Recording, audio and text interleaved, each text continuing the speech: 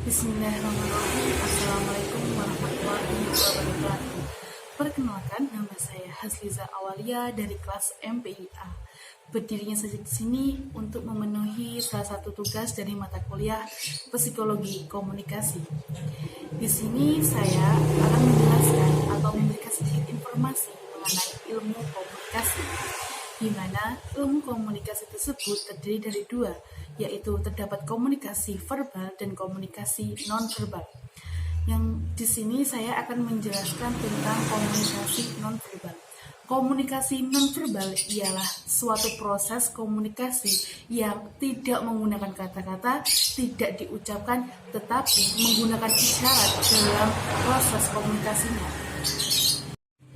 Dengan adanya komunikasi nonverbal ini, kita dapat mengetahui suasana emosional yang dimiliki oleh seseorang, di mana si suasana emosional seperti kesal, sedih, bimbang, capek, kayak gitu dan lainnya. Jadi komunikasi nonverbal itu juga perlu loh dalam ilmu komunikasi untuk mengetahui perasaan seseorang agar kita tuh tahu.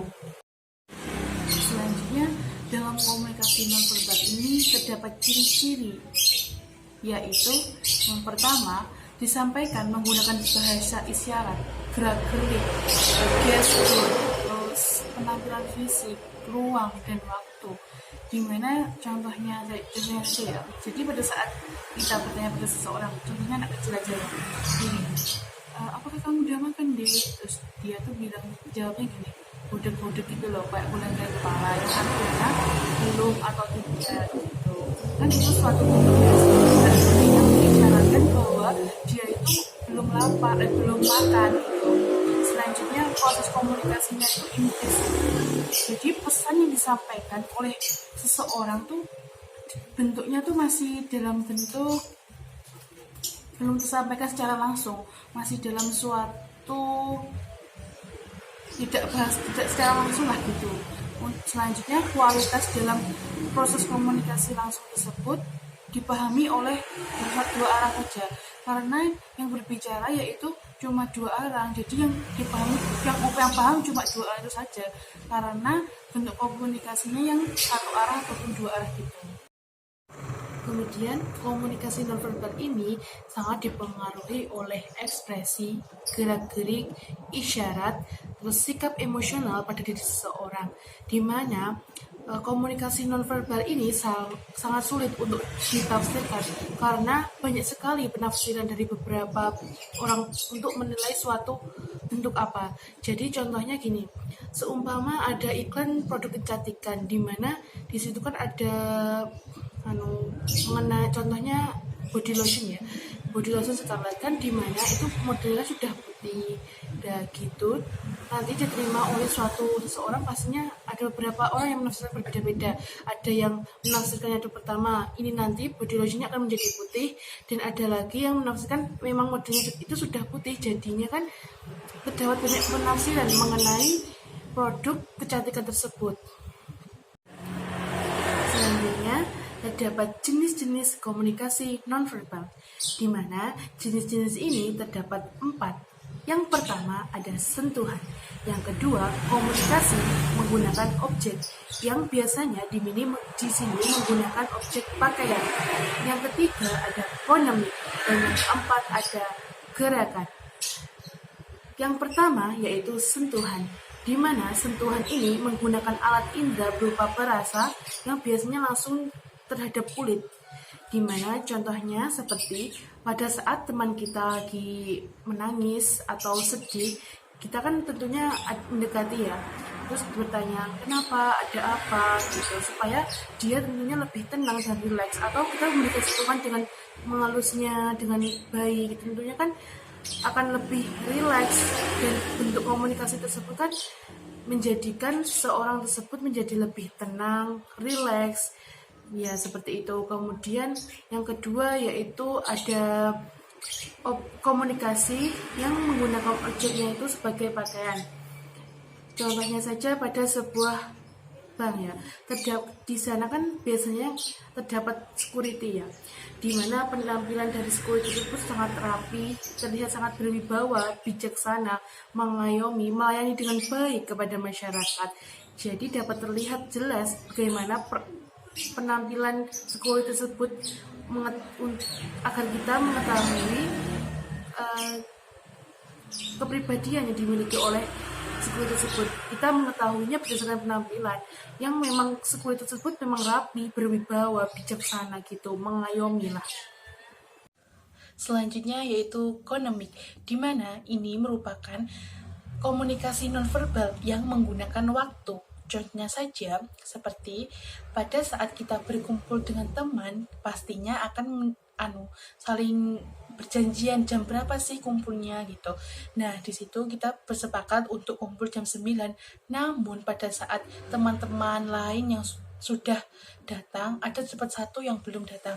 Itu tentunya akan menghalangi teman-teman yang lain untuk beraktivitas untuk kegiatan selanjutnya, yang mana keterlambatan seseorang itu akan memberikan efek yang tidak baik buat teman-teman yang lain, yang artinya saling menunggu, saling tidak nyaman, karena pastinya seseorang itu tidak hanya berjanjian pada seseorang itu saja, namun ada beberapa hal kegiatan yang lain yang harus dilakukan seperti itu. Kemudian ada gerakan, di mana gerakan ini terdapat 4 gerakan, yaitu ada 5 gerakan, yaitu yang pertama ada emblem, ada ilustrator, ada kemudian yang ketiga ada effect displays, yang keempat ada regulator, dan yang kelima ada adaptor. Selanjutnya yaitu emblem, di mana emblem itu merupakan suatu bentuk komunikasi nonverbal tetapi langsung mudah untuk diterjemahkan. Contohnya saja seperti gini, mengangguk, yang artinya iya. Contohnya seperti, apakah kamu sudah makan? Gitu. Jawabannya pasti ada yang gini, yang artinya sudah, ya gitu.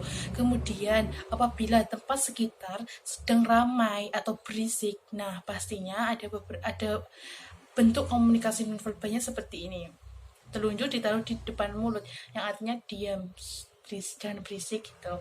Kemudian selanjutnya yaitu ilustrator, di mana ini menyampaikan komunikasi nonverbalnya dengan cara mengilustrasikan suatu objek. Contohnya, tinggi kamu seberapa? Contohnya segini. Jadi menggunakan gerakan tangan gitu. Kemudian yaitu effect displays, yaitu menggunakan gerakan yang diutamakan yaitu wajah untuk mengetahui suatu perasaan. Contohnya marah, kan kelihatan marah itu kalau agak ini mengerucut terus kayak wajahnya merah gitu, marah. Terus senang gitu seperti ekspresinya ye gitu, itu senang. Terus gembira, ada lagi juga kayak gitu. Terus sedih tuh kayak murung, kayak bingung gitu, sedih. Terus ada lesu, lelah, capek, kan kelihatan tuh ekspresi dari wajah. Kemudian selanjutnya yaitu regulator, merupakan gerakan nonverbal untuk mengatur, memantau, memelihara, dan mengendalikan suatu pembicaraan dari orang lain.